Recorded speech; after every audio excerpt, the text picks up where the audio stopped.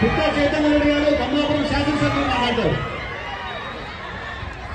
భారత్ మాతాకి మోడీ గారి యొక్క ఆలోచన కానీ, ఆ రోజు గాంధీ గారి ఆలోచన కానీ, ఇలా పెద్దల యొక్క ఆలోచన కానీ దేశం స్వాతంత్రం తెస్తానే సరిపోదు. ఆర్థిక రంగంలో బాగుపడాల, స్వేచ్ఛగా తిరగాల. మోడీ గారి యొక్క ఆలోచన రూపాయలు అంటే పట్టణ వసతులు పల్లెలు ఉండాలి. ప్రతి ఊరికి కరెంట్ ఉండాలా, త్రాగునీరు ఉండాలా, ఇంటింటికి త్రాగునీరు ఉండాలా, ఇంటింటికి జెండా ఉండాలా, గ్యాస్ కనెక్షన్ ఉండాలా, ఇంట్లో మరుగుదొడ్డి ఉండాలా, ఇల్లు ఉండాలా, సిమెంట్ రోడ్డు ఉండాలా, డ్రైనేజ్ ఉండాలా, నేషనల్ హైవే ఉండాలా, బతుకు తెరువు ఉపాధి ఉండాలా, ఉద్యోగ అవకాశానికి విద్య కావాలా, ఆరోగ్యం పెరగాల.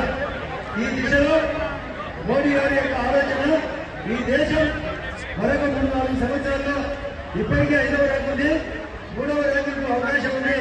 అంత నిండే భవిష్యత్తు, పిల్లల భవిష్యత్తు.